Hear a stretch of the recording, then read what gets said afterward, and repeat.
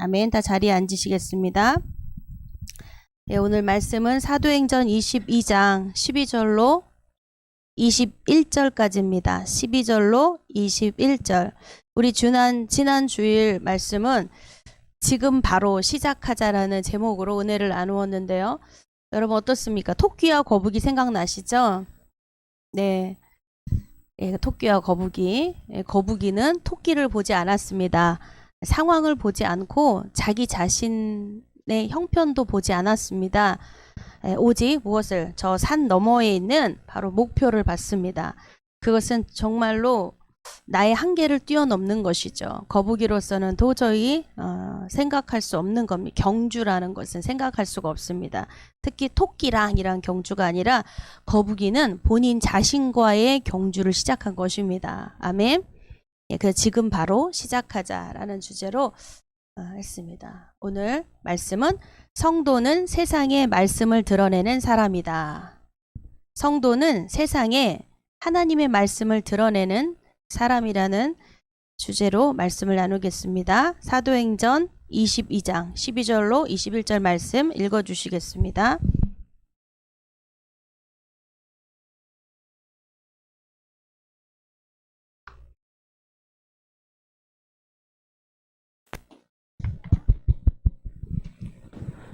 율법에 의하면 경건한 사람으로 거기 사는 모든 유대인들에게 칭찬을 듣는 아나니아라 하는 이가 내게와 곁에 서서 말하되 형제 사울아 다시 보라 하거늘 즉시 그를 쳐다보았노라. 그가 또 가로되 우리 조상들의 하나님이 너를 택하여 너로 하여금 자기 뜻을 알게 하시며 저 의인을 보게 하시고 그 입에서 나오는 음성을 듣게 하셨으니 네가 그를 위하여 모든 사람 앞에서 너의 보고 들은 것의 증인이 되리라. 이제는 왜 주저하느뇨? 일어나 주의 이름을 불러 세례를 받고 너의 죄를 씻으라 하더라. 후에 내가 예루살렘으로 돌아와서 성전에서 기도할 때에 비몽사몽 가네. 봄에 주께서 내게 말씀하시되 속히 예루살렘에서 나가라. 저희는 내가 내게 대하여 증거하는 말을 듣지 아니하리라 하시거늘 내가 말하기를 주여 내가 주 믿는 사람들을 가두고 또 각 회당에서 때리고 또 주의 증인 스데반의 피를 흘릴 적에 내가 곁에 서서 찬송하고 그 죽이는 사람들의 옷을 지킨 줄 저희도 아나이다. 나더러 또 이르시되 떠나가라 내가 너를 멀리 이방인에게로 보내리라 하셨느니라. 아멘.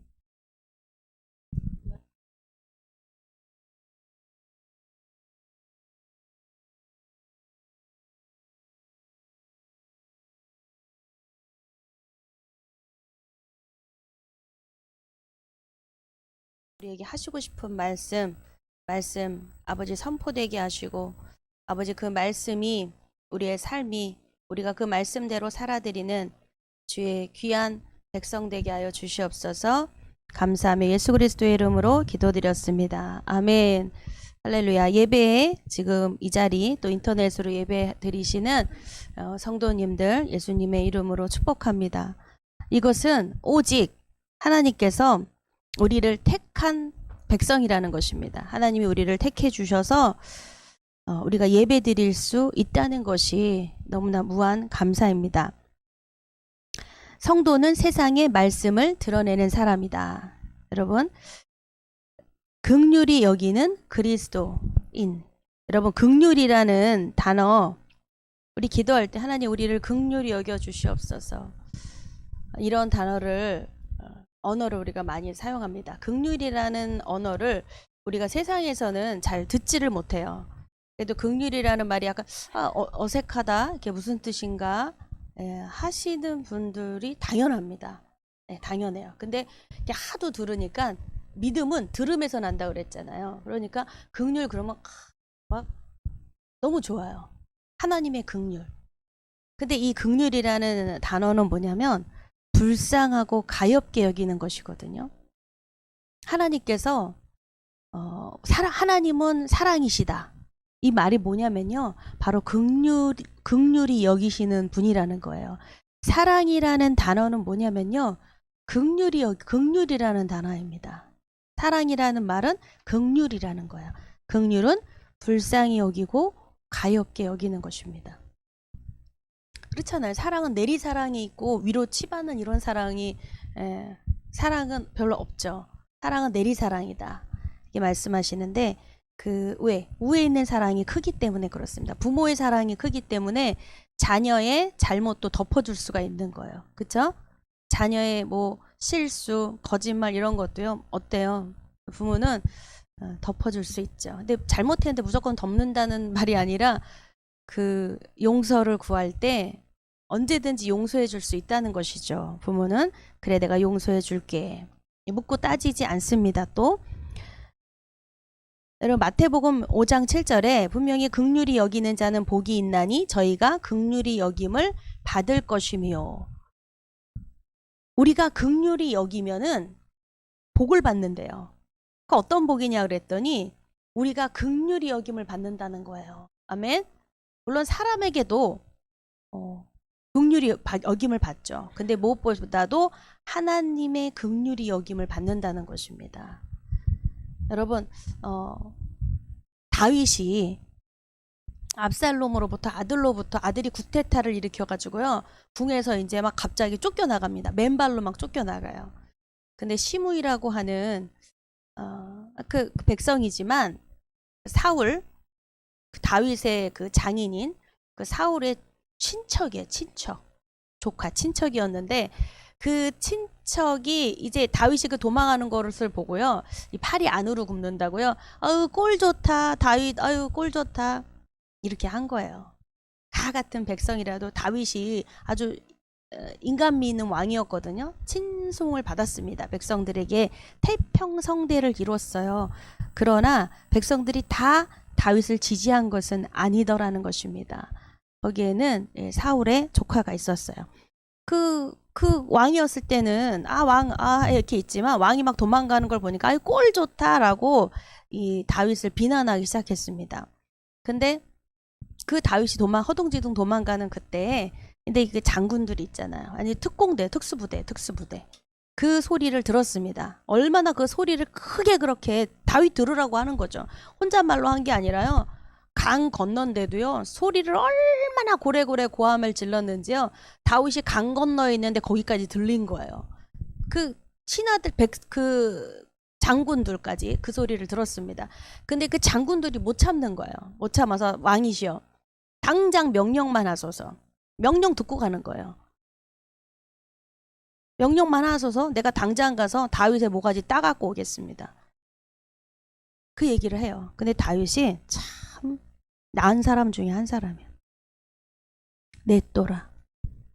저 소리를 듣고 하나님이 나를 불쌍히 여기시기를 내가 바라노라. 그게 뭐냐면 나를 긍휼히 여기소서라는 건데, 먼저 첫 번째는 다윗이 그 시므이를 긍휼히 여겼다는 것입니다. 억울해, 분해 죽겠어.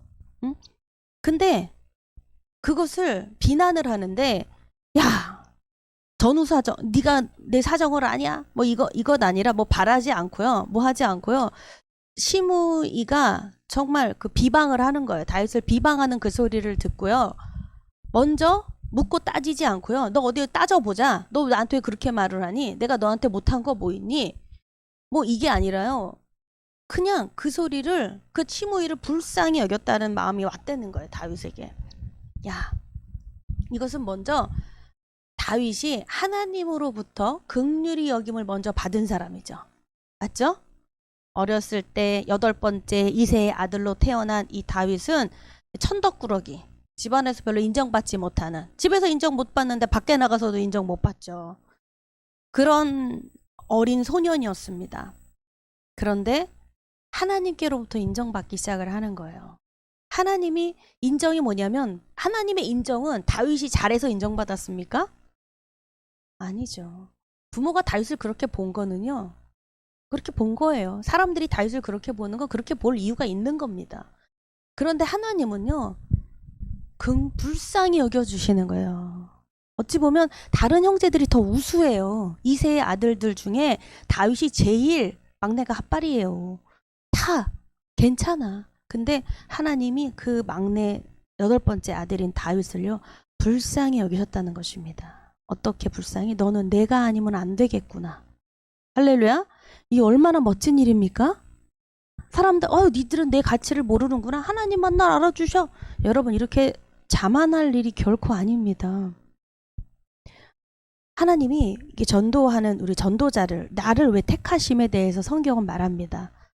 가장 미련한 자를 택하셨대요. 그래서 전도에 능을 주시고 가장 미련한 자를 택하셨대요. 왜요? 세상의 지혜로운 자들을 부끄럽게 하시려고요. 나는 세상에 지혜도 없다는 것입니다. 자기 꾀에 자기가 넘어가는 사람 있잖아요. 예? 내 지혜롭다고 하지만 보면은 자기 꾀에 자기가 나보다 뭐죠? 뛰는 놈 위에 나는 놈 있다고 그러죠? 응? 나는 놈 위에는 제일 무서운 게 빌붙은 놈이라고 하잖아요. 왜 놈자들아, 죄송합니다만. 그런 것처럼 위에 많은 거예요. 수가 많은 거예요. 세상에 지혜로운 사람이 많습니다. 똑똑한 사람이 엄청 많더라고요. 근데 하나님께서 아시고, 야, 너는 내가 아니면 안 되겠구나. 어리버리해. 앉으려고 악다구니 차게 어금니 악물고 독한 척 해봤자 너는 안 된다는 거죠. 더 마음에 상처 입어. 아파. 나도 때리니까 이 눈에는 눈, 이에는 이. 너 나 때렸잖아. 나도 너 탁 때릴 거야. 딱 때리는데 마음이 아파. 때리고 괴로워.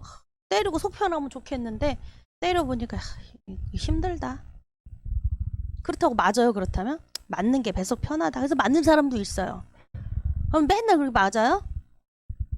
그럼 또 때려요? 맞지도 않고 때리지도 않아요? 둘 중에 하나예요. 주는 자가 있든지 받는 자가 있든지 때리는 자가 있든지 맞는 자가 있든지. 여러분, 참 선택하기 정말 어렵습니다. 내가 때리지 않으면 내가 맞아야 돼요. 여러분, 어떻게 할 거예요? 어느 편에 서시겠습니까? 근데요, 많은 성경에 기록되어 있는 사람들이요, 어느 편에 섰습니까? 약한 자의 편에 섰습니다. 바울도, 사도들도, 예수님이요, 의인의 편에 서신 게 아니라 죄인의 편에 서셨습니다. 내가 의인을 위하여 온 줄로 아느냐? 나는 죄인을 구하러 왔노라. 아멘. 99명의 의인이 있는데 한 명의 죄인을 찾아 나서서 오셨어요. 그 죄인을 내가 찾아가노라. 그 죄인을 회개시킨다는 것입니다. 죄인을 찾아오는 사람이 없어요. 여러분, 교도소 가서 앉아봐봐요. 누가 찾아오나? 가족들? 몇 번? 안 오죠. 친구? 누구? 여러분, 죄인을 좋아하는 사람은 없습니다. 그런데 우리 주님이 그 감옥에 있는 죄인에게도 찾아가시는 거예요. 나 홀로 정말 너무 부끄럽고 창피해서 혼자 방에 우두커니 있는 나에게 찾아오시는 거예요. 혼자 방구석에 방폭하고 멀리 떠나서 저기 무인도 가야 되겠다. 아니, 배 타고 저 밖으로 나가야 되겠다 하는 그 사람에게 찾아오시는 것입니다.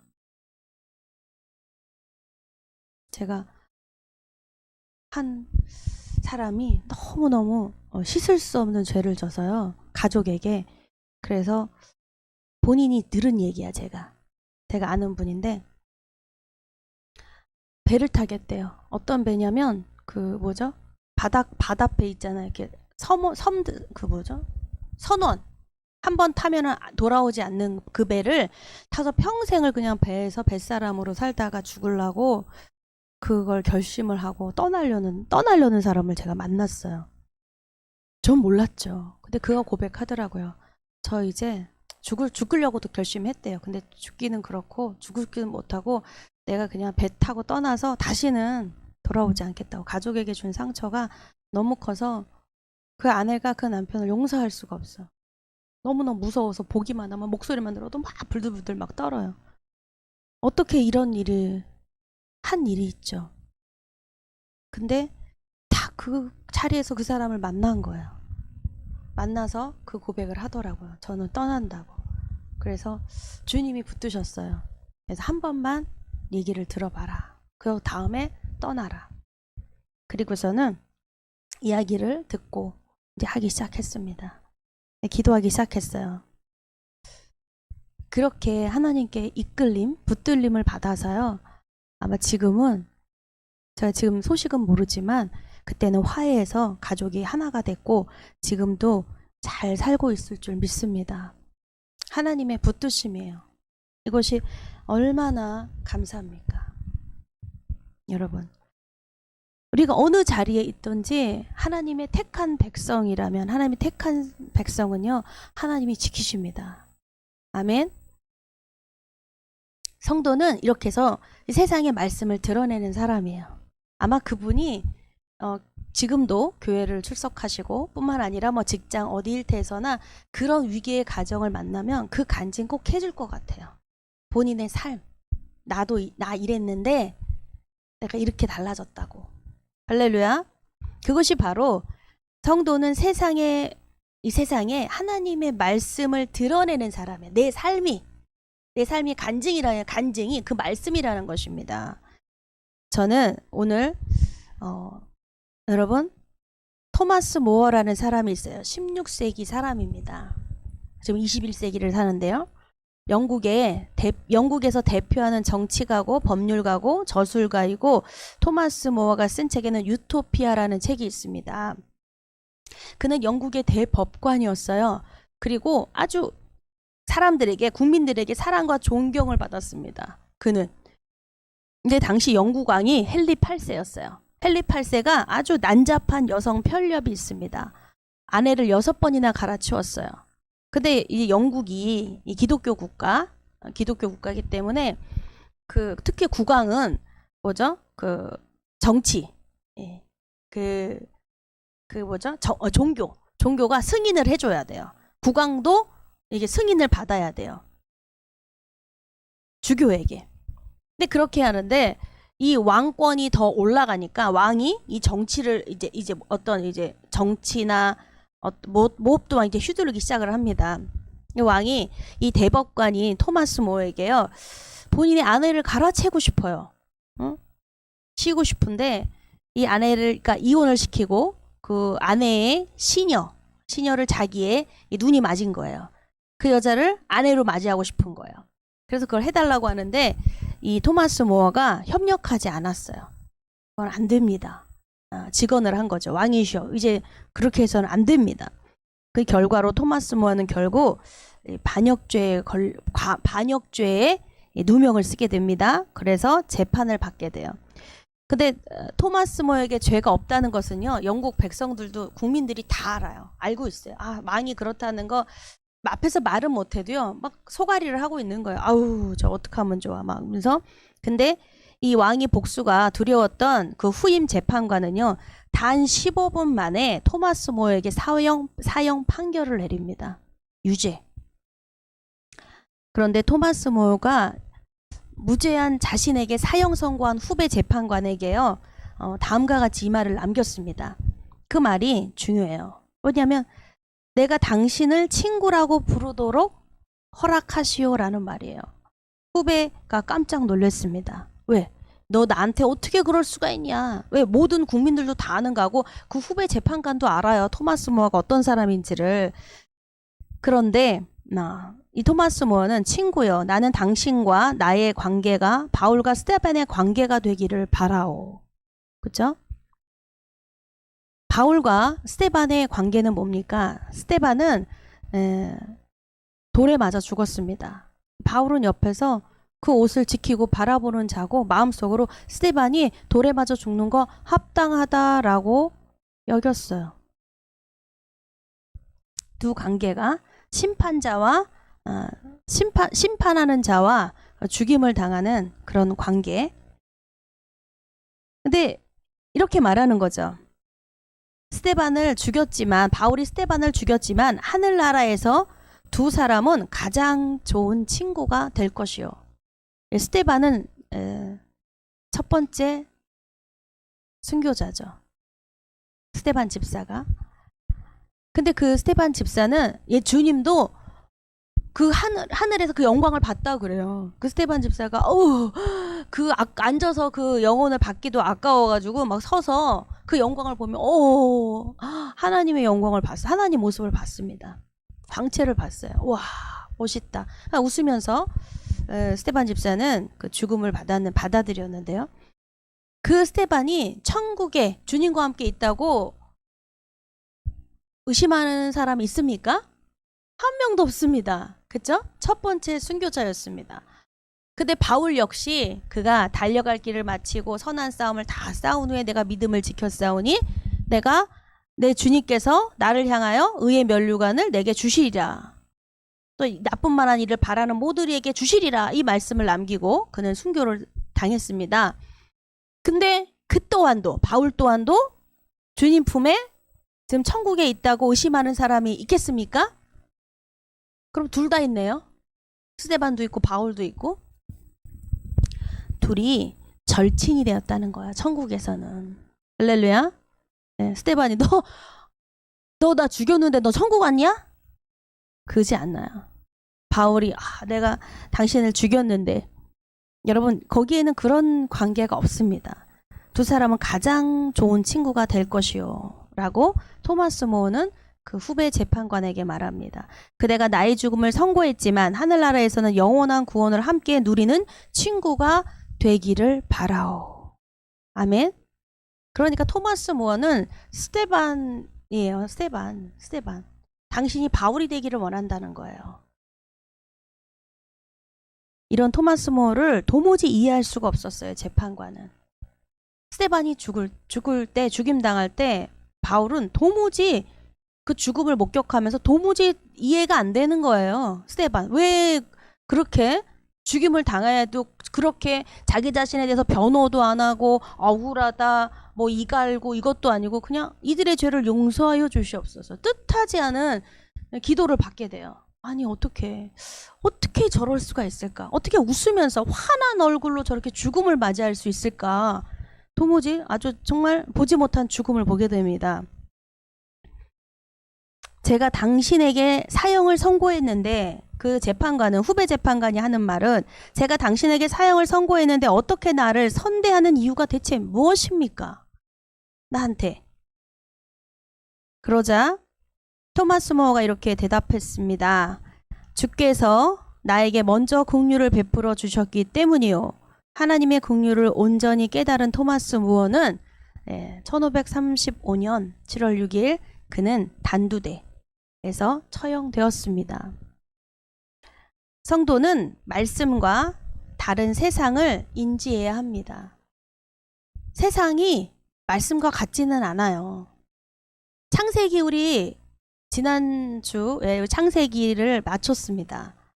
창세기 말씀을 공부했는데요. 그 통 주제가 뭐냐면 세상에 자녀들이 있고요. 하나님의 택한 자녀들이 있다는 것입니다. 하나님의 택한 자녀는 어디로부터 왔습니까? 아브라함입니다. 아브라함. 할렐루야. 네. 아브라함. 아브라함의 하나님, 이삭의 하나님, 야곱의 하나님. 이게 무슨 소리냐? 바울의 하나님도 있잖아요. 나의 하나님도 있잖아요. 근데 아브라함, 이삭, 야곱, 요셉의 하나님도 안 들어가요. 그 이야기가 나머지는 아니다가 아니라 아브라함 3대거든요. 아브라함, 이삭, 야곱의 하나님, 바로 언약의 약속의 하나님입니다. 택한, 내가 너희 조상을 택했다. 아브라함의 후손을 내가 택했다라고 말씀하시는 거예요. 네. 여기서 우리가 보면 바울이 어떻게 택한 사람입니까? 물론 우리 더 쉽게 바울 되기 전에 사울이 있어요. 이름은 같은 이름이지만 아람어로 히브리어로 사울이고 헬라어로 바울이에요. 이게 어쨌든 더 쉽게 구분하려면 같은 사람이지만 사울이 어떻게 하나님의 택한 백성이라고 하겠습니까? 네? 예수를 믿는 사람들을 핍박하고 죽이고 감옥에 가두고, 지금 오늘 본문에 읽은 내용이요. 그거예요. 많은 사람들이 다 증언자예요. 거기 있는 사람들이. 내가 무슨 일을 했는지, 어떤 사람인지 여기 있는 사람들이 증언자예요. 사울에 대해서. 그런데 그가 다메섹 도상에서 사울아 사울아 네가 나를 왜 핍박하느냐, 이 음성을 듣게 됩니다. 주님의, 내가 뉘십니까? 내가 언제 핍박했습니까? 내가 언제 당신을 핍박했습니까? 하늘로부터 오는 소리인데 내가 어떻게 하늘에 있는 사람한테 핍박을 하냔 말이에요. 땅에 있는 사람들을 핍박했지, 이 사람들을 죽였지. 근데 하늘로부터 소리가 오는 거예요. 빛에부터 소리가 나오는 거예요. 예수님이. 여러분 이걸 알아야 돼요. 하나님의 긍휼은 택한 백성들에게 긍휼이 항상 있다는 것을, 긍휼이 바로 하나님이에요. 하나님의 사랑입니다. 택한 백성에게 하나님의 사랑이 항상 머물러 있다는 것을 아셔야 돼요. 예수님은 핍박받지 않았어요. 나머지 제자들, 믿는 사람들, 그 사람들이 핍박받았습니다. 아니, 산채로 불에 태워져 죽임당하고 그냥 사자에게 먹히고요. 경기장에서 그렇게 막 그냥 그 짐승처럼 죽임당하고요. 그렇게 죽임을 당했습니다. 예수님은 그렇게 죽임당, 십자가에 한번 끌려서 십자가에 죽으신 거 그거 하나예요. 근데 예수님이 이렇게 말씀하시는 거예요. 그 믿는 성도들, 택한 백성들과 함께 하시기 때문에 그들을 핍박하는 것이 나를 핍박하는 거라고 말씀하시면 그냥 의미만 그렇게 전달되는 게 아니라요. 이 땅에 함께 계셔서 우리의 핍박 받을 때 함께 핍박을 받으신다라는 거죠. 내가 핍박받는 게 아니라 주님이 감싸고 계셔서 주님이 맡고 계시다는 거예요. 세상이 너희를 미워한 것이 아니다. 세상이 먼저 나를 미워하였다. 너희가 핍박받는 건 나를 핍박하는 것이다. 두려워 말라. 아멘. 주님이 담당해 주시겠다는 거예요. 그 핍박과 그 고통을. 그러나 말씀하시죠. 너희는 고난을 함께 겸하여, 주님과 함께 고난을 겸하여 받는다는 거예요. 그것을 많은 제자들, 많은 순교의 사람들이요, 그것을 영광으로 알고 있는 거예요. 알고 있는 정도가 아니라 그것이 영광이라는 것을 알았어요. 스데반이 돌에 맞아 죽는데요, 하나님의 영광을 받았어요. 와, 이거는 말로 설명할 길이 없어요. 말로 설명. 그 순간, 그 찰나예요. 아멘. 그 고통인 줄 알았는데 가장 극심한 그 고통 중에서 주님이 건져내시는 거예요. 아멘. 너무 놀랍습니다. 너무 기가 막혀요. 너무너무 멋진 일입니다. 여러분, 내가 가장 고통스럽다고 생각될 때 여러분 주의 이름을 부르세요. 누구든지 주의 이름을 부르는 자는 구원을 얻으리라. 구원을 받으리라. 이 말씀이 뭐냐면 뭡니까? 내가 나의 긍휼이 너와 함께하고 있다. 나의 사랑이 너와 함께하고 있다. 내가 너를 건져내리라. 아멘. 그걸 믿으라는 것입니다. 그걸 고백하라는 거예요. 믿음으로 고백하라는 거예요. 그것은 믿음입니다. 주님! 주님! 아니, 아픈데 뭐 의사 없어. 119 부르라고. 의사 어디 갔어? 날 도와줄 사람 누구야? 아, 복장 터지네. 막 전화 돌리고 친구야. 어? 내가 너를 도와줬는데 너는 날 못 도와주냐? 이게 세상의 사람들이 하는 거잖아요. 근데 믿음의 사람들, 택한 백성은요, 주여 부릅니다. 주님! 여러분, 주님 부르는 게 빠르겠어요? 전화 다이얼 돌리고 친구 찾아가고 하는 게 병원 찾아가고 이게 빠르겠어요? 여러분, 주님을 부르면 즉각적입니다. 그 즉시예요. 할렐루야. 제가요, 정말 공황장애, 난 그 병 뭔지 몰라요. 근데 공황장애인 것 같아요. 너무 당황스러웠습니다. 저는 주님의 이름, 내 주님의 이름을 부르는데요. 여러분, 왜 가장 고통이 극심할 때라고 말하냐면요. 우리가 간절함이라는 것을 잘 몰라요. 그냥 해주시면 좋고, 약 좀 먹어보면 좀 괜찮을까? 아니면 내가 뭐 막 좀 내 의지로 좀 극복할 수도 좀 있는 거잖아. 이러면서 주여라고 불러요. 그러면 주님을 부르는 게 어떤 간절함이, 정말 주의 이름을, 누구든지 주의 이름을 부르는 자는이라고 말씀하셨는데, 주님의 만홀의 여김을 받지 않으시거든요. 우리 마음 가운데 해주시면 좋고, 뭐 안 해도 뭐, 네, 뭐 병원 가도 되고, 또 다른 방법도 한번 찾아보고, 뭐 이런 길이 여러 가지 있잖아요. 여러분, 그때는 주님이 일하시지 않습니다.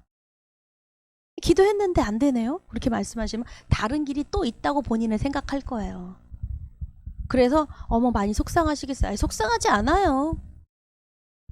그냥 다른데 도움도 있어요. 제가 좀 돈 좀 있어요. 아유, 그냥 견딜만 해요. 기타 등등. 여러분, 분명히 다른 길이 있더라고요. 내가 생각하는 다른 길. 여러분, 정말 공황장애는 다른 길이 없더라고요. 그래서 제가 막 김치를 막 담아봤어요. 아니, 뭐에 막 열중을 해버리면 좀 낫지 않을까? 막 심장이 제멋대로 막 뛰는데, 이거는요, 뭐 누구 옆에 가족들, 남편, 자녀 말할 상황이 아니에요. 막 식은땀 나고 심장이 벌렁벌렁거리고요. 이거는요, 갑자기 나도 모르는 상황이 내 몸에서 일어나기 시작을 하는 거야. 멈춰! 마인드 컨트롤도 합니다. 야, 너 왜 이래? 좀 진정해. 가만히 있어. 릴렉스. 편안해. 이거 의지하고 전혀 상관없이 뛰기 시작을 하는 거예요.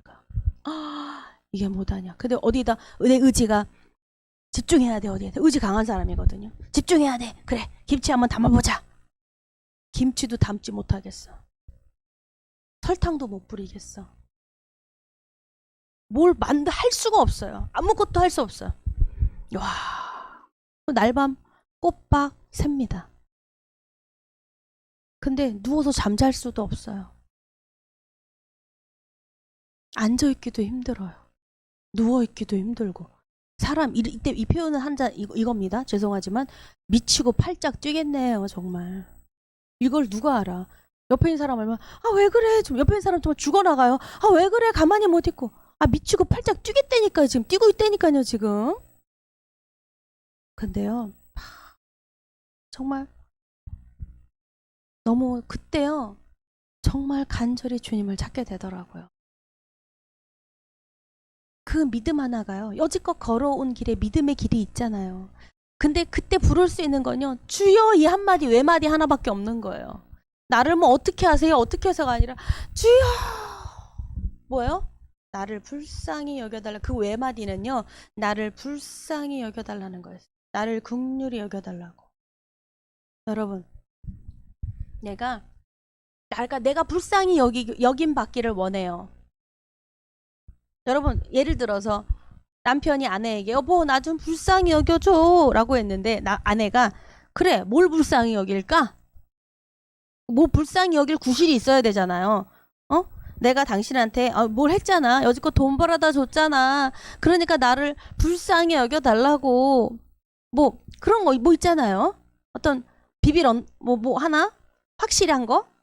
아, 내가 여지껏 한 게 있잖아. 그거 우리는 그렇게 할 수도 있어요. 근데 주님께요. 주님, 저를 불쌍히 여겨주세요. 제가 예배드렸고요. 헌금도 했고요. 뭐 기타 뭐 무슨 봉사도 했고요. 뭐 섬기기도 했고요. 그럼 좀 불쌍히 여김 받을만 하겠다고 생각되죠. 어? 그 기도 합당하다고 생각하지 않습니까? 그런데 참 놀랍게도요. 주님 나를 불쌍히 여기소서라는 그 말을 잘 사용할 수 없어요. 못해. 안 해요. 사람들이. 그냥 하실 수만 있다면 그냥 불쌍이라는 단어를 쓰는 것은요.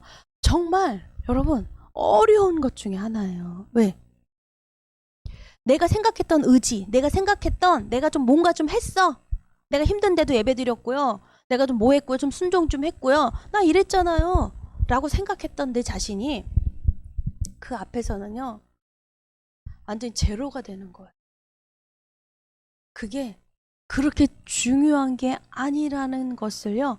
깨닫게 됩니다. 어떤 것이 깨달음이 오냐면요. 와, 내가 죄인이구나. 너무 부끄럽구나. 근데 감히 하나님께 나를 불쌍히 여겨달라는 걸 구하는 거예요. 여러분, 그게 맞더라는 것입니다. 우리가 할 만해서 구하는 게 아니에요. 내가 좀 당당해서 제가 좀 했잖아요. 그러니까 나 불쌍히 여긴 받을 만하죠? 이렇게 좀 기도했으면 좋겠어요. 그래서 막 믿음이 오래되고 막 30년 되고 막 이러면 막 하나님 나를 나 해놓은 게 있잖아요. 꽃감 뭐 이렇게 만들어 놓은 거 있으니까 하나하나 빼먹어도 되잖아요. 꽃감 빼먹듯이 내가 한 공이 있으니까 하나님 그거. 에? 근데요 너무나 놀랍습니다. 나를 긍휼히 불쌍히 여기소서 하는데 눈물 콧물 다 쏟아져요. 그건 뭐야? 한 공로가 있는데 그거 하나 빼서 당당하게 하나 불쌍히 여겨주세요 이러면 되는데 왜? 눈물 콧물 쏟으며 왜? 내 모든 내가 생각했던 내가 생각했던 예배, 내가 드렸던 모든 것들이요. 여러분 그 순간에 아무것도 생각이 안 나고요. 오로지 제로예요. 죄인이라는 거예요. 했어요. 예배 드렸어요. 뭐 했어요. 그런 사람이 기도할 수 있어요. 여러분 기도 아무나 하는 거 아닌 거 아시죠? 믿음의 기도, 주님을 부르는 기도 아무나 하는 거 아니에요. 못해요. 하고 싶어도 못 불러요. 그래서 모르면요. 믿음이 없으면 부르지 못하고 그냥 가는 거예요. 주님 곁으로. 주님 곁으로가 아니라 그냥 죽어요. 두려워하면서. 못 불러요. 부르라 그래도 못 불러요. 그때는요. 아주 양심이 발동이 돼가지고요. 내가 한 게 없는데 어떻게 부르냐는 거야. 어떤 분은 진짜 그랬어요. 예수님 영접 기도하는데요. 나는 내 부모가 다 안 믿다가 죽었는데 나만 어떻게 천국 가냐는 거야. 나도 지옥 가야지. 지옥 얘기를 못 들었어. 지옥이 어떻다는 거를. 천국 얘기만 해주 급하니까 천국 이러니까 우리 마지막에 임종하면서 여러분 뭐 전해요? 천국 전하지 지옥 전하는 사람 봤습니까? 왜? 급해. 그러나 우리 사는 동안은 지옥 얘기도 들어야 돼요. 근데 천국 좋다 그러니까요. 지옥이 그냥 천국 밑에 단계 정도 되는 줄 알아요. 그래서 뭐 천국 못 가도 한 1등 안 돼도 2등은 뭐 2등만 돼도 좋잖아. 가도 괜찮은 데인 줄 알아요. 난 지옥 가죠. 지옥을 못 봤구나. 지옥을 못 봤어. 진짜만 들어도 지옥 얘기 들으면 나도 이가 갈리고 치가 떨리고 막 부들부들 막 살이 막 얼마나 무시무시한지 막 이 세포 하나가 막 경륜을 일으켜요. 막 덜덜덜덜덜덜. 보는 것 자체가 싫어요. 징그럽고 더럽고 추하고 끔찍하고 고통스럽고. 여러분들 그냥 이 땅의 삶이 그냥 지옥 체험이다 생각하십니까? 더합니다. 생각도 꿈도 꾸지 못할 일이 일어나요. 근데 우리는 그냥 천국 이야기 듣고 그곳 어떻게 보면 이곳이 천국이지 않을까? 내가 쾌락을 즐기잖아요. 우리가 쾌락에 대해서는 경험을 해봤어. 그러니까 뭐 천국 별로 안 바래. 여기서도 쾌락 즐길 수 있어요. 내가 또 돈만 있으면 쾌락 즐길 수 있고 돈 없어도 내가 쾌락을 즐기는 법은 알아요. 이 안에 정욕이 있으니까, 쾌락이 있으니까. 그 천국 별로 안 바래요. 여기서 오히려 천국 가면 그 쾌락을 즐기지 못하니까 이 땅이 오히려 천국보다 이 땅이 낫다고 할지도 몰라요. 무시무시합니다. 오히려 고통이 여러분, 제가 고통이 나쁜 게 아니에요, 여러분. 고통스럽다. 아유 힘들다. 지금은 그게 지옥같이 느껴지시죠? 우리가 지금 이 땅에서 죽어서 당하는 고통이 아니라 이 땅에 살면서 고통을 당하는 거 여러분 즐길 줄 알아야 돼요. 이건 역설과 반전의 영향인데요. 여러분 우리가 고통스러우면 어떻게 해요? 쉬기도 하고, 그쵸? 내가 막 감기 있고 막 이러면 약 먹고 쉬기도 하고 이러잖아요. 근데 여러분 암은 어때요? 암은 내가 약 먹는다고 납니까? 감기 몸살보다도 암은 고통스럽지 않아요. 감기 몸살 뼈마디가 막 쑤시고 아파가지고 막 꼼짝도 못하고 막 입맛도 없고 못 먹고 막 여러분 이거 몸살 막 시름시름 막 앓고 막 이거 막 살이 감기 몸살 오면 아프잖아요. 막 여러분 이런 아픔이 오히려 더 커요. 암 환자한테는. 암은요 여러분 그런 고통 없어요. 간암 보세요. 소리 없는 장기예요. 소문 그 고통 없는 죽음입니다. 고통스럽지 않아요. 그냥 굳어지는 거예요. 다른 병도 그냥 서서히 굳어져요. 근데 고통스럽지 않다고 해요. 여러분 우리는 이 땅에서 고통스러우면 어때요? 좀 쉬어야 되겠다, 뭐 먹어야 되겠다, 뭐 하잖아요. 여러분 뇌경색, 심근경색 고통이 없어요. 그냥 심근경색 왔다, 심장 여기 혈관 막혔다, 그럼 그냥 끝나는 거예요. 여러분 오늘날의 의술로도 안 돼요. 그냥 사망 선고 나오는 것입니다. 근데 우리가 좀 여기 손 잘리고 팔다리 잘렸다고 여러분 사형 선고 받아요? 근데 엄청 고통스러워요. 이 손가락 하나 다치는 거 잘리는 거 얼마나 고통스러운 줄 아세요? 여러분 근데 암 선고 받으면 이제 죽으라면 죽음이라는 공포가 막 오죠. 그 아픈 그 고통이 아니라. 그러니까 우리가 이 고통스럽다고 내가 느끼는 이 고통이 있다면 여러분 그 사람은 하나님께 나아가는 시간이에요. 할렐루야. 그냥 견뎌라 이 얘기가 아니에요. 감기 참아라 견뎌라 뭐 그 정도 갖고 그래 그 얘기가 아니에요. 여러분 그 고통으로 말미암아 두통 뭐 작은 뭐 아파요. 그 고통을 여러분 하나님께 나아오르시기 바랍니다. 예수님을 부르라는 거예요. 깜짝 놀랄 일을 여러분 알게 될 거예요. 이 고통 어디로 사라졌지? 저는 제가 이 수술을 하고 이 진통제 이제 수술하고 난 사람은 이 진통제를 맞아야 되잖아요. 너무 아파가지고. 근데 진통제 한 알만 먹으면 뭐 사리돈이다 뭐 우리 기도인 알고 있는 거 있잖아요. 타이레놀이다. 진통제 종류가 엄청 많아요. 근데 안 듣는 거예요. 진통제가. 사리돈도 뭐 이름도 뭐 더 엄청나게 뭐 20가지 30가지 뭐 되더라고요. 진통제가. 근데 너무나 배를 가르고 수술을 했어요. 살이 막 찢어지는 것 같은 거예요. 열이 나기 시작하고 막 그 고통이 얼마나 되는지 입에 자갈을 물었어요. 수건을 물었어요. 어금니를 물어버릴까봐. 이빨이 아작나니까요. 그거를 물고요. 본능적으로요. 그걸 자갈을 내 입에 물더라고요. 여기 막 입만 꽉 다물잖아요. 입을 꽉 다물면 여기 잇몸 이빨이 다 나가니까 그 수건을 집어넣고요. 그걸 참는데 머리부터 발까지요. 땀으로 젖어가지고요. 옷이 다 젖어 나가는 거예요. 샤워한 것처럼요. 옷이 다 젖어요. 땀으로 범벅이 돼서 그렇게 어떤 고통인지. 근데 막 불러요 간호사. 그랬더니 막 간호사는 또 어떻게 해요? 의사한테 처방을 받아야 돼요. 의사가 처방해줘야 약을 투여할 수가 있는 거예요. 그럼 의사가 또 가더니 또 처방해가지고 주사를 놔줍니다. 근데도 안 돼. 제발 또 불러요 간호사를 막. 그럼 간호사가 바로 또 의사한테 가는 게 아니라 5분 10분 기다려야 돼요. 약이 효과가 나타나기까지. 그게 약이 주사약이 몸에 혈관으로 들어가서 그게 좀 바로 넣었다고 되는 게 아니잖아요. 한 5분 정도 5분에서 10분을 기다리려는 거야. 5분에서 그 10분이요. 땀이 범벅이 됩니다. 옷을 계속 갈아입어야 돼요. 근데 또 주사를 또 놓습니다. 의사한테. 안 됩니다. 또 처방 받아가 다른 주사를 또 하나요. 정말요. 약 기다리다가요. 죽겠더라고요. 성질 때문에 그냥 죽어나가겠더라고요. 정말 그때 주의 이름이 나옵니다. 믿는 자는, 택한 백성은 주님이에요. 주님 하고 불렀더니 저기 눈 감았는데 뭐 환상처럼요, 진짜요. 막 그 십자가가 막 다가오는 거야. 주님의 십자가가. 그 십자가 다가오니까 보죠. 그쵸? 주의 십자가, 아니면 그리세요. 그냥 주의 십자가 묵상을 해요. 근데 십자가를 딱 보니까 십자가에 달리신 예수님이 있는 거예요. 그 예수님이 피를 막 흘리고 계신 예수님 있죠. 그 고통을 보니까 내 고통이 너무나 고통스러운데요. 주님을 보니까 주님의 고통이 다가오는 거예요. 주님의 고통이 보이는데 세상에 이거 아세요?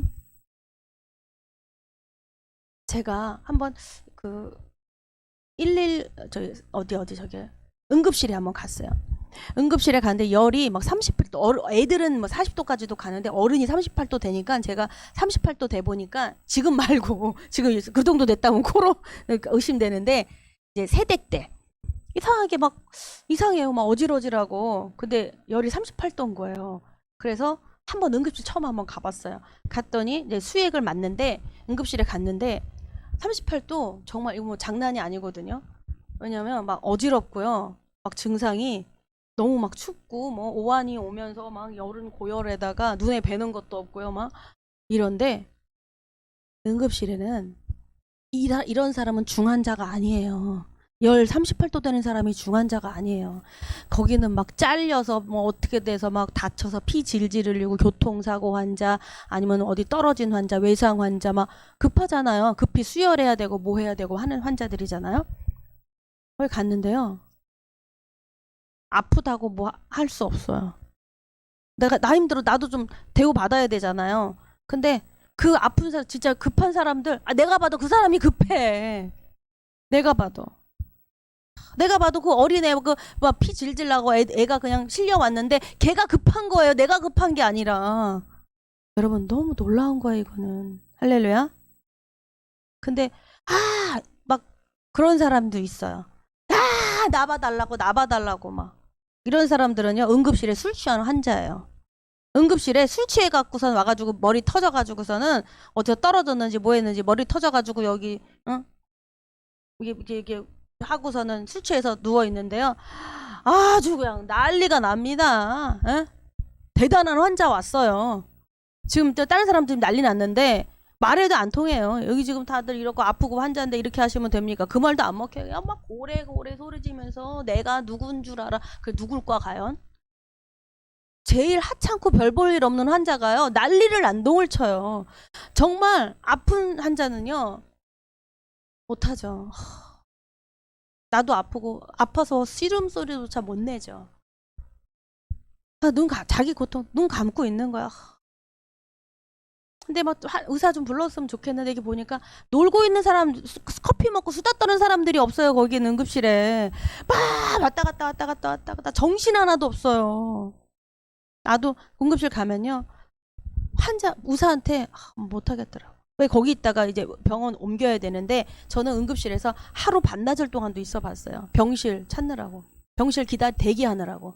근데 그거 못 기다려서요. 막 해요. 막 의사한테 막 소리 지르고 뭐 왜 안 주냐, 빨리 안 주냐. 보호자겠죠, 물론. 환자는 그럴 기력도 없으니까. 근데 옆에서 갈라치면 보면요 너무 안쓰러워. 의사도 너무 안쓰러워. 응급환자 와가지고 바로 거기서 사람 죽어가는데 거기서 막 이거 하고 있는데 거기다 대고 우리 병실은 어떻게 됐어요? 그 말 나오겠습니까? 네? 아휴, 말 번번이 그래 나오는 거. 아휴, 기다려야지. 사람 거기서 죽어나가고 지금 거기서 막 하고 하는데 거기다 우리는 언제 가냐고요? 밥 좀 먹여달라고요. 우리 엄마가 그래. 나 좀 먹자고. 응급실에서 못 먹으니까. 저기 올라가야지 밥 먹으니까. 엄마 하루 종일 굶었어. 그래도 수액은 맞고 있죠. 이거 맞고 있는데 엄마. 모르시니까 그러지. 나 밥 달라고 배고파. 응급실에서 못 먹어요. 생으로 굶고 있는 거예요. 이틀 동안 3일 동안 굶고 있어요. 수액 맞으면서. 물론 병실이 없죠. 그 기다리는 거야. 근데 누구는 막 거기서 막 한다 하더라. 막 내놔라, 뭐하라, 막 소리 지르고 뭐하고. 일부러 화나는 게 아니라 이게 독촉을 하는 거죠. 빨리빨리 이렇게 하라고. 근데 참 여러분, 우리가 그러한 아픔이, 고통이 보인다는 것이 저는 축복이라는 생각이 듭니다. 또 바보 같죠. 에휴, 바보같이. 왜 그랬어? 빨리빨리 막 추궁하니까 막 누구는 그렇게 얘기도 했어요. 하라. 그러면은 나온다. 어떻게든 뭘 하든지 간에. 그럴 수도 있을지 없을지는 모르겠어요. 또 백을 쓰기도 하고 뭐 병원에 누구 아는 사람 돼가지고 뭐 어떻게 해가지고 할 수 있는지도 모르겠습니다. 근데 그냥 아픈 사람들의 고통이 보인다는 게, 그곳에서 함께 아파할 수 있다는 것이 정말 축복이라는 생각이 들더라고요. 그 사람 정말 나았으면 좋겠다. 함께 기도해주며. 할렐루야. 성도는 세상에 말씀을 드러내는 사람이에요. 그렇게 살아야 돼가 아니라 그렇게 행하시는 거예요, 하나님께서. 할렐루야. 그들이 바로 택한 하나님의 백성입니다. 네. 성도는 세상을 등지지는 않습니다. 분명히 세상과 하나님의 말씀은, 네, 말씀이 세상과 같지 않아요. 그걸 분명히 인지하셔야 돼요. 똑같다는 아니야. 그 살고 있어요. 세상과 우리가 같이 살아가기는 쉽지 않아요. 그래서 성도가 세상과 같이 살아간다라는 게 정말 쉽지 않습니다. 성경도 보시면 아세요. 분명히 성경에 그 기록이 다 나와 있습니다. 그럼에도 성도는 세상을 떠나서 살지 않습니다. 아멘. 우리 주님이 야, 아유 불쌍해라, 넌 산으로 다 옮겨주리라, 이렇게 안 하세요. 세상으로 내려가자. 아멘. 예수님도 그 제자들에게 세상으로 내려가자는 거예요. 할렐루야. 우리 주님도 우리하고 고통받고 우리 쉽지 않다는 거 아세요. 그러하시기에 임마누엘, 내가 너희와 세상 끝나는 날까지 내가 너희와 함께 하겠다라고 약속을 주신 것입니다. 아멘. 여러분, 그 약속을 붙드시기 바랍니다. 코로나, 또 이거보다 더한 메르스도 사스, 메르스 다 지나갔습니다. 지금 코로나예요. 또 다른 게 또 이름이 또 나오겠죠? 또 그 다음에 뭐 어떠한 이름이 또 나올 겁니다. 우리는 몰라요. 그러나 똑같은 감기 바이러스입니다. 이건 다 예견된 것이에요. 놀랄 일이 아닙니다. 그러나 성도는 그 말씀과 다른 모습인 세상이지만 하나님께서는 바로 택하신 백성들과 함께 하신다고 약속하셨습니다. 성도는 세상을 등지지 않고 그 안에서 믿음으로 살아갑니다. 택한 백성이라는 것은 하나님이 함께 하신다라고 하시는 그 백성은요, 바로 믿음으로 살아간다는 것입니다. 그것이 바로 믿음이에요. 할렐루야. 주님을 부르는 사람들이에요. 예수님이. 또한 창세기를 보면 분명히 창세기에서도 분명히 세상의 자녀들 이야기를 합니다. 네. 또한 하나님의 택한 자녀 두 그룹이 있습니다. 여러분, 예배하는 우리는 적어도 하나님의 택한 자녀인 것입니다. 아멘. 그렇다면 아브라함을 택하셔서 그 후손들을 하나님이 택한 족속이라고 부르십니다. 아멘. 우리는 아브라함이 바로 믿음의 조상인 거예요. 우린 이방인이에요. 우리 이스라엘 사람이 아닙니다. 그러나 그들이 아브라함이 우리 조상이다. 이거 부인하는 사람이 단 한 명도 없습니다, 이스라엘은. 근데 예수님이 그 바리새인 서기관들, 모든 사람한테 그러신 게 아니에요. 바리새인들, 서기관들에게 말씀을 하셨습니다. 먼저 된 자가 나중되고 나중된 자가 먼저 되리라. 이 말씀이에요. 말씀처럼 그들은 먼저 된 자들이에요. 먼저 택함받은 족속입니다. 택함받은 나라예요. 그런데 그들이 율법을 너무나 잘 알지만 성령의 법을 몰라요. 왜? 왜 성령의 법을 모르냐? 성령의 법은요, 예수 그리스도로 말미암아 예수를 믿는 자들에게 성령을 주시거든요. 아멘? 그러니 그들은 뭐예요? 성령의 법을 모른다 하면요, 예수님을 모른다는 거예요. 예수님을 거부하고 있기 때문에요. 우리는 여러분 혜택이 너무나 혜택을 받았어요. 우리나라는 민족, 택한 민족은 뭐냐면 바로 예수 그리스도의 혜택입니다. 할렐루야. 예수 그리스도를 믿음으로 여러분 우리는 값없이 그 성령을 받았어요. 값없이 그 은혜를 받은 거예요. 값을 내고 받은 게 아닙니다. 우린 예수님이 그거 받으실 때, 우리는 고난 받으실 때 우리는 동참하지 않았어요. 그런데 참 이 믿음으로 말미암아 우리의 거기에 그 접 붙여 주신 거예요. 할렐루야. 예수 그리스도의 그 나무에 접 붙여 주셨어요. 참 감람나무에 돌 감람나무를 접 붙이셔 가지고요. 한 가지예요. 한 나무입니다. 그렇게 성장하도록 기다리고 계시는 거예요. 왜? 우리가 성장하도록. 아멘. 그들이 아닙니다. 우리입니다. 우리가 성장하도록. 예. 바울 사도와 하나님의 택한 사도들로 우리 또한 택함을 입었습니다. 우리가 전도되어지고, 그쵸? 택한 사람들로 우리 또한 그 택함을 입었어요. 택함은 하나님이 나를 긍휼히 여기셨다는 것입니다. 누가복음 6장 36절 열어주세요. 하나님의 긍휼을 참되게 체험한 사람은 그분처럼, 예수님처럼 긍휼을 베풉니다. 누가복음 6장 36절. 너희 아버지의 자비하심 같이 너희도 자비하라. 아멘. 예, 자비, 긍휼입니다. 하나님이 나를 긍휼히 여기셨다는 것을, 나를 용서하셨다는 것을 경험하는 사람들은 그분처럼 긍휼과 긍휼, 용서, 사랑을 베풀며 삽니다.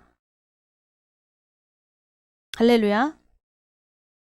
용서하고 싶은데 용서가 안 돼요? 그 용서를 묵상하고 기도하면 주님이 나를 용서하셨음을 고백하게 됩니다. 고백해야 돼요. 주님이 나를 먼저 용서하셨습니다. 할렐루야. 용서받은 내가 용서할 수 있어요. 너 사랑받은, 너가 사랑을 주라. 억울하죠? 왜? 나보고만 사랑을 주라 그래요? 내가 너를 사랑한 것처럼, 내가 너를 용서한 것처럼 너도 그 사랑을 줘라. 내가 내게 받은 사랑을 줘라라는 거예요. 내게서 받은 용서를 주라는 거예요. 아멘. 시편 41편 1절과 2절입니다. 시편 41편. 비참한 사람들을 불쌍히 여기게 됩니다. 비참한 상황에 처인 사람들. 1장과 2절입니다. 빈약한 자를 권고하는 자가 복이 있음이여 재앙의 날에 여호와께서 저를 건지시리로다. 여호와께서 저를 보호하사 살게 하시리니 저가 세상에서 복을 받을 것이라. 주여 저를 그 원수의 뜻에 맡기지 마소서. 아멘. 마가복음 18장 33절입니다. 모든 사람을 용서할 것입니다. 마가복음 18장 33절. 그냥 어떤 사람이 아니에요. 모든 사람입니다.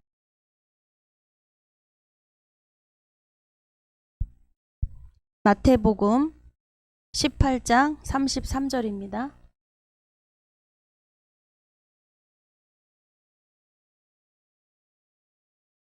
내가 너를 불쌍히 여긴 것 같이 너도 내 동관을 불쌍히 여김이 마땅치 아니하냐. 아멘. 네. 모든 사람이에요. 단 한 사람이 아니라. 오늘 이 본문에 바울은 박해받으며 본인이 간증을 합니다. 증언을 해요. 본인이 어떤 사람이었다. 그리고 다메섹에서 바로 예수님의 긍휼이 임하셨어요. 그리고 그는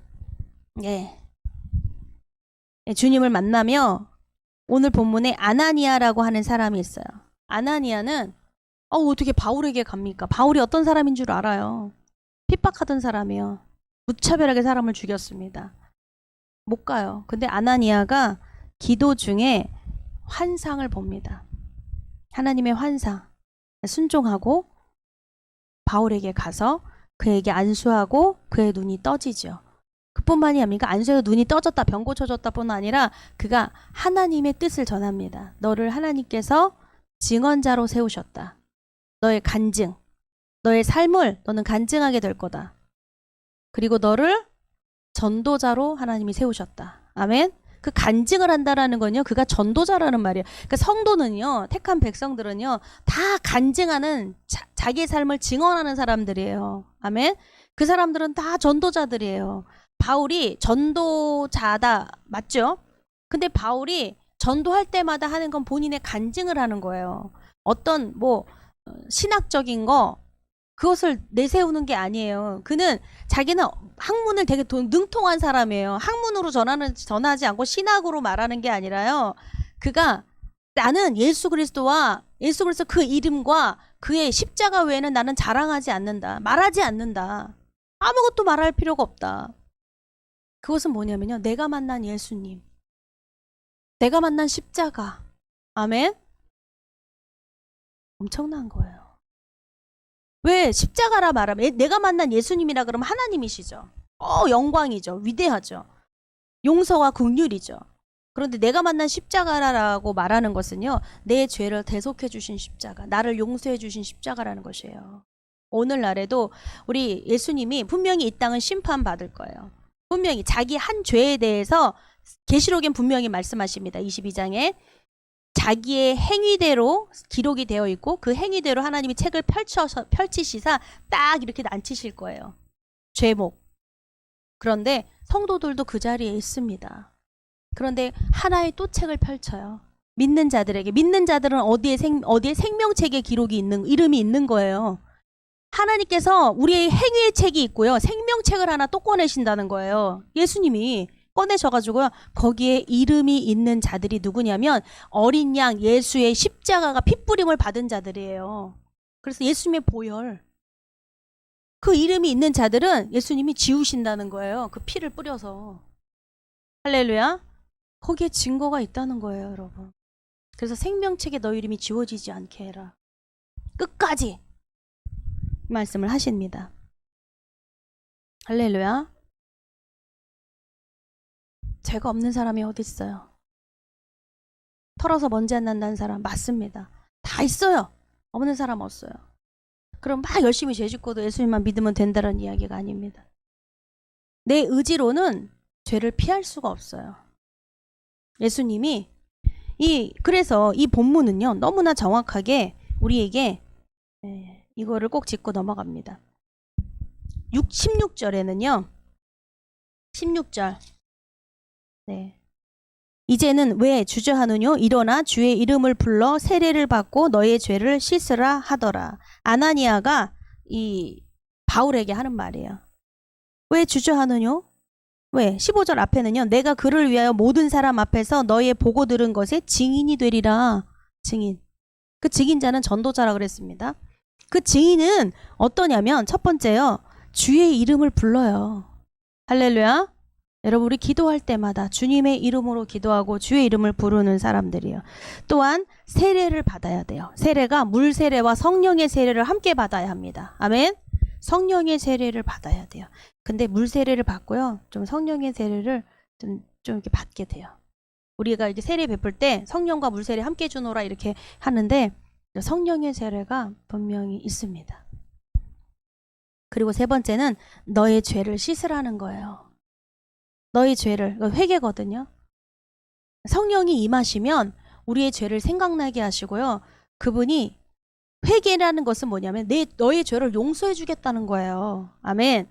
우리가 용서받고 싶어서 회개하는 게 있어요. 용서해 주세요. 이거 있어요. 강력한 것은요. 성령이 그 죄를 알아서 그 회개를 시키는데 그거는요. 정말 다르더라고요. 제가 우리는 도둑질하면 하나님 도둑질했어요. 죄송해요. 용서해 주세요. 하잖아요. 근데 여러분 생각나지 않은 죄도 성령님은 그 죄를 생각나게 해주세요. 그래서 여러분 어렸을 때 그 방바닥에서 밑에서 10원짜리 주워가지고 저도 했거든요. 저도 방바닥만 열면 이상하게 동전이 그 안에 들어가 있더라고요. 그래서 그 돈 가지고요 눈깔 사탕 사 먹었어요. 근데 죄인지 몰랐어요. 열기만 하면. 근데요 몰랐다는 게 아니라 그거 내가 집어넣나? 아니거든요.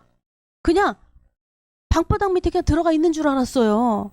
근데 나중에 제가 그걸 막 사 먹는데 우리 오빠가 막 달려와가지고 너 그 돈 어디서 났냐고 막 추궁하더라고. 그래서 나 방바닥 밑에 있었는데 그거 우리 오빠가 넣어놓은 돈이었어. 그러니까 저금통 그 비밀 창고였던 거예요. 비밀 창고를 내가 열은 거지. 그거 내 돈이라고 하는데 그때 알았어. 그 도둑질인 거죠. 도둑질. 저한테 이 도둑놈아 이러지 않았어요. 안 했는데 그 오빠 거나. 그 다음부터 또 했겠어요 제가? 안 했죠. 그건 내 거가 아니었는데. 그러나 그 어린애가 그걸 어떻게 알았겠냐고요. 근데 그것조차도 생각나게 해주시는 거예요 주님이. 회개하라고. 그 생각나게 해주시는 것이 회개예요. 그거 도둑질 이러는 거죠. 그거 도둑질이었군요. 몰랐는데 죄송해요. 나는 소도둑이어서 소도둑은 분명히 회개하겠죠. 내가 소도둑 걸리면 소도둑 했는데 안 걸리는 사람 있어요? 자전거 훔쳐도 요즘 경찰서 신고 들어가요. CC카메라다 가동해가지고. 책상만 하나 남이 집 앞에 놓여 있는 거 가져가세요 안 했는데 그거 갖고 오면은 여러분 CC카메라 경찰 찾아오더라고요. 제가 해봤어.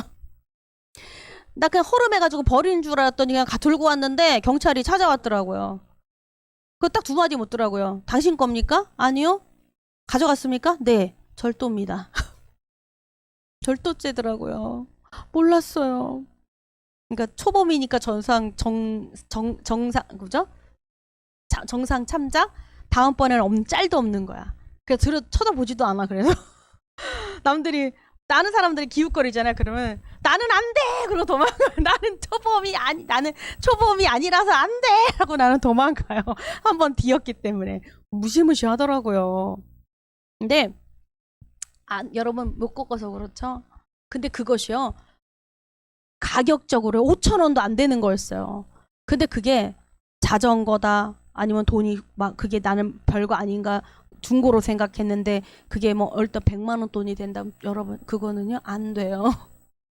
초범 이것도 안 돼요. 탐작이 될지는 모르지만 벌금 물어야 돼요. 때로는 합의가 안 되면 감옥도 가야 돼요. 돈이 없으면 살아야 돼요. 합의금 안 해주면. 여러분 이렇게 세상은 이렇습니다. 우리 이렇게 살고 있어요. 우리가 정말 하나님의 양심이 뭐냐면 그러니까 그 도둑 걸리면요 자전거 몰랐는데 소 그냥 동네 인심이 어리버리 해가지고 그냥 소 갖다가 그냥 여기다가 저기 꼴 먹이려고 내가 끌고 왔는데 우리 집에다 그냥 그 집에 묶어두니 우리 집에 묶어놓는 게 나와가지고 내가 사랑하니까 이렇게 묶어놨는데 경찰이 찾아와가지고 수갑 채우고 합의금 못 해줘.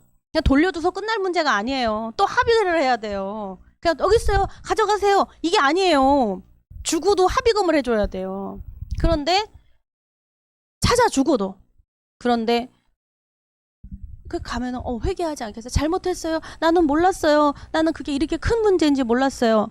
그것만 회개하죠. 성령님이 회개시킬 때는요. 소도둑은 언제부터 시작됐다고요? 처음 해본 일이에요. 그런 거짓말이 어디 있어요, 여러분? 우리 말하면 그래. 이거 처음이에요 그러잖아. 저보고 초범이라 그러잖아요. 저 초범 아니에요. 그냥 경찰에 CC카메라에 첫 번째 잡혔을 뿐이지. 그게 처음이라는 거지. 미루어 보니까 내가 바늘도둑이더라고. 바늘도둑. 그래서 하나님은 뭐냐면요. 바늘도둑을 회개케 하시는 거예요. 하나님 제가요. 도둑입니다. 아멘? 그래야 거기서 풀려요. 아멘? 소도둑이 풀리는 거예요. 제가 그걸 경험했어요. 내가 바늘도둑입니다. 이걸 회개되니까요. 보통 거기서 그러면 막 싸우고 난리 나요. 아니 그 경찰관이 저한테 그랬어요. 목사님은 정말 다르시네요. 목사님이라 다르시네요. 그게 아니라 나는 바늘도둑을 회개했다니까요. 바늘도둑을 회개하고 보니까 내가 살아온 인성이 그냥 누가 바늘을 도둑이라고 그래요. 바누라나 그거를. 안 그렇습니까? 근데 하나님은요 바늘 도둑질한 걸 회개시켜요. 아버지 잘못했어요. 그거를 생각나게 해주세요. 그걸 회개했더니 정말 이 사람한테 대하는 것도요, 관용이 생기더라고요. 아, 제가 초범인데, 초범, 속으론 그렇지. 말을 못해. 저 초범 아닌데, 나 바늘도둑인데. 자꾸 뭐 소랑이 훔쳤잖아요. 그럼 나 마땅히 받아야 됩니다. 나는 그 죄를 마땅히 나는 받아야 될 사람입니다. 선처는 바라나 나는 바늘도둑인데, 바늘도둑 키워가지고 몰라서 여기까지 왔는데, 내가 소도둑까지 갔는데 이거 걸려야 돼요? 안 걸려야 돼요? 걸려야 돼요. 안 걸리면 나라 팔아먹어요, 나중에는. 그러니 걸리는 게 난 마땅합니다. 인정이 되는 거예요. 저는요, 맞습니다. 제가 변상도 해야 되고, 저한테 어떤 것도 제가 다 받겠습니다. 나 벌 좀 해달라는데, 참 희한하더라고 했더니, 아니, 이러시면 안 된다고, 저희가 알아서 하겠다고. 목사님, 아무 손해 안 가게 제가 알아서 하겠습니다. 괜찮습니다. 거기서 다 알아서 이렇게 하더라고요. 그래서, 아유, 감사합니다 했지만, 전 너무 얼굴이 화끈거리고 부끄러웠죠. 이 바늘도둑이 소도둑 됐구나. 아멘. 여러분, 우리는요, 성령님이 가르쳐 주시는 회개를 해야 된다는 거예요. 할렐루야. 근데 그거 모르거든요. 근데 내가 지금 그 상황이 뭐예요? 소도둑으로 몰렸어. 지금 여러분들의 상황이 어디에 몰려 있어? 억울해. 어떤 막힘이 있어. 여러분 그러잖아요? 그건 하나님하고 풀어야 돼요. 그 푼다는 게 뭐냐면, 바로 하나님이 내게 그 바늘도둑 가르쳐 주셔야 돼요. 바늘도둑이었다라는 영상을 나에게 보여주셔야 돼요. 할렐루야. 그러려면요, 하나님하고 좀 관계성이 있어야 돼. 왜냐면 우리는 그 기도하면은 하나님이 또, 하나님뿐만 아니라 누구를, 아나니아를 통해서도 얘기하시거든요, 바울에게. 근데 그것을 인정하지 않으면은 어떻게 되냐면 마음을 강팍하게 하고, 네가 뭐를 알아? 이렇게 말을 한다고요. 뭐한 놈이 방귀 낀다고, 성낸다고요. 방귀 낀 놈이 성낸다고요. 바른 말을 하는 게 아니야. 바른 말 해주는 게 아니라 하나님의 말씀을 얘기를 하는데, 그거를 네가 뭔데 나한테 그래. 사람의 말로 듣는 거예요. 사람의 말. 하나님의 말씀을 사람을 통해서 전해주시는데 그거를 깨닫지 못하고요, 하나님께 직접, 하나님이 그 사람을 통해 직접 하실 만하면 직접 하시지 왜 사람을 통해서 얘기를 하시겠어요? 하나님이 직접 전도하시지 왜 나를 사람을 통해서 전도를 하시겠어요? 할렐루야. 하나님은요, 사람을 통해서 일하세요. 할렐루야. 여러분, 뭐 바울처럼 모처럼 직접 받는다, 여러분 이렇게 생각하지 마세요. 사람을 통해서 일하세요. 저도 이 말씀을 통해서 하나님께서 본인 말씀을 통해서 얘기하시고, 환상과 계시로 또 뒤에 얘기가 있습니다. 바로 이 사명자라 하면요, 이제 사명자예요. 전도자, 사명자는요, 바로 17절에 성전에서 기도할 새 비몽사몽간에, 이제 바울이 이거를 듣고요, 후에 내가 예루살렘으로 돌아와 성전에서 기도합니다. 아멘. 어디서 기도해요? 성전에서 기도합니다. 여러분, 집에서 기도하는 게 다르고요, 기도는 어디서든지 할 수 있어요. 그런데 성전에서 하는 기도가 다르다는 걸 여러분께 말씀드리는 거예요. 교회에서 기도하는 게 다르다는 걸 여러분 말씀드리는 거예요. 물론 베드로도요, 어느 집에서 기도하는 중에 환상으로 내려오고 올라가고 뭐 이런 걸 다 봤어요. 응? 그런데 사명자라 하면요, 이 말씀이 이 성전에서 기도할 때 비몽사몽간에 기도했어요. 그리고 그 말씀을 듣게 되는 거죠. 비몽사몽간에 말씀이 환상처럼 하나님 앞에 서가지고 들리는데요, 그 말씀에 순종했습니다. 또한 성령의 말씀이죠. 성령의 말씀에 순종하면 성령의 말씀에 성령이 이렇게 충만한 거예요. 아멘. 성령 충만함을 받습니다. 할렐루야. 그게 기도예요. 이렇듯 하나님이 말씀을 통해서 우리에게 하나하나 가르쳐 주세요. 할렐루야. 우리 새신자 단계 있습니다. 기초반, 중급반, 고급반, 성경 공부 이렇게 시작을 하는데요. 여러분들, 참여하셔서 등록하셔서 우리 이렇게 일꾼들이 먼저 그 말씀을 받고 가서 전해드릴 거예요. 말씀을 함께 성경 공부할 수 있습니다. 할렐루야. 성경 읽기 함께 와서 동참하셔서 하나님이 하나하나 말씀에 이게 징검다리를 이렇게 놔주시는 것을 하나하나 밟으며 하나님의 말씀을 알아야 돼요. 할렐루야. 그러면 하나님이 누구시다라는 게 기본 베이스가 있어야 돼요. 기본. 하나님의 말씀이 무엇이다. 할렐루야. 하나님이 이렇게 말씀하셨다. 하나님의 인격, 하나님의 성품, 하나님이 누구시다. 하나님이 영이라서 이렇게 보고 이러는 게 아니에요. 근데 이게 말씀인데요. 그분의 인격, 그분의 모든 게 다 보인다는 것입니다. 할렐루야. 우리 사람하고 대화해보면은 그 사람의 좀 삶이 보이잖아요. 네? 다는 아니지만. 나이 든 어르신 보면 그렇잖아요. 몇 마디만 안 한 것 같은데 알아 뭐 이러시잖아요. 그쵸? 어떻게 살았겠다, 어떻게 했겠다. 여러분 보이는 거예요. 말씀은 우리가 그래서 말씀에 우리 성도는 말씀을 드러내는 사람들입니다. 아멘. 그래서 본이 되고 너는 빛과 소금, 세상의 빛과 소금이 되어라. 아멘. 빛이 없으면 안 돼요. 소금이 없으면 안 돼요. 저 뭐 짠 거 안 좋아하니까 소금 별론데, 아니 어떤 감자 프라이, 프렌치 프라이 그걸 했는데요. 프렌치 프라이드 그걸 봤는데, 아니 이게 소금을 안 하니까 막 이 맛도 내 맛도 모르겠더라고. 근데 소금 조금만 쳤는데요, 감자의 맛이 풍미가 확 살아나는 거예요. 고소한 그 맛이. 야, 이거 소금이 이런 거구나 알았습니다. 예. 부패를 방지하는 거예요. 소금은 맛을 내기 위한 게 아니라 예전엔 더 뭐였냐면 부패하는 걸 방지하는 거예요.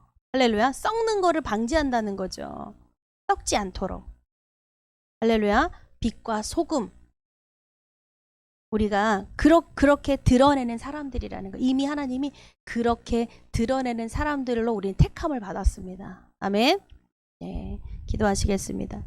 살아 역사하신 하나님 아버지 감사합니다. 하나님 택하심에 말로 표현할 수 없는 무한 감사, 하나님 영광 돌립니다. 하나님의 영광이십니다.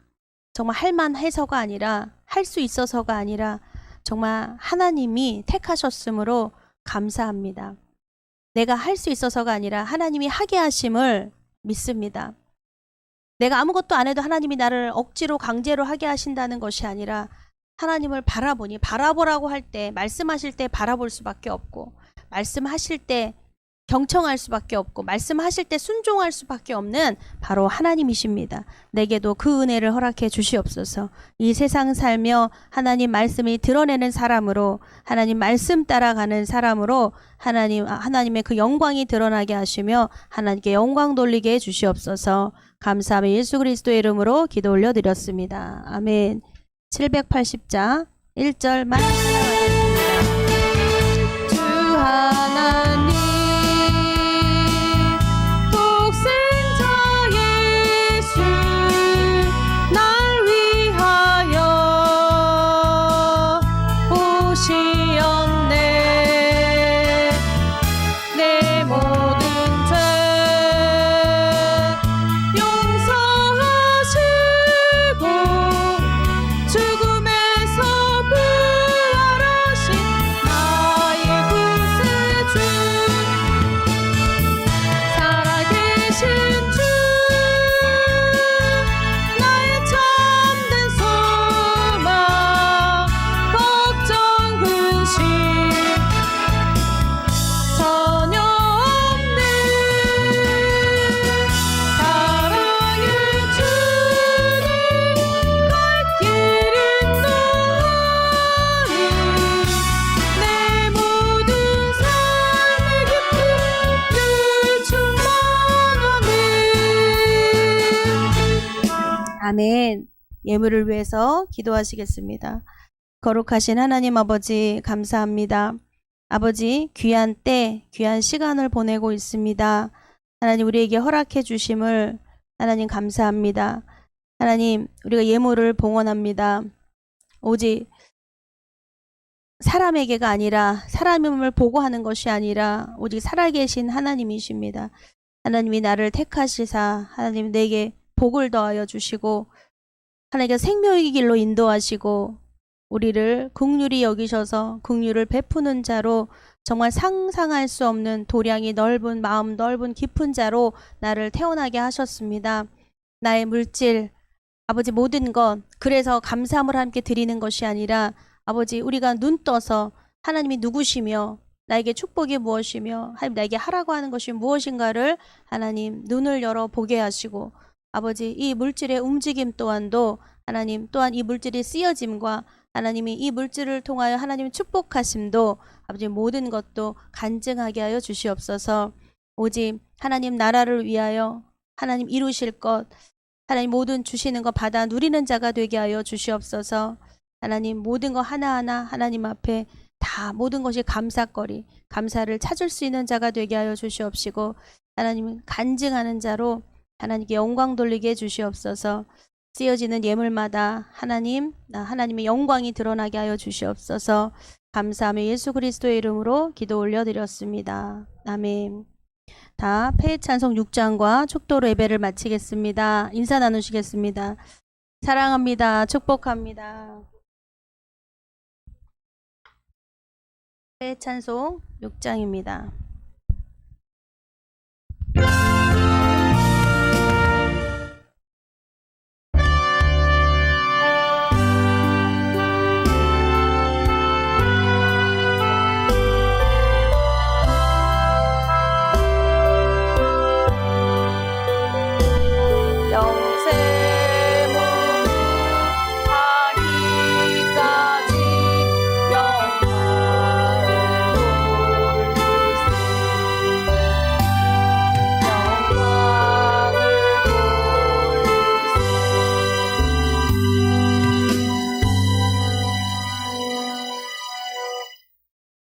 이제는 우리를 구원해 주신 예수 그리스도의 은혜와 하나님 아버지의 영원하신 사랑과 날마다 우리를 승리케 하시는 성령님의 역사가 이 시간 예배드린 귀한 성도님들 머리 위에 영원토록 함께 계실지어다.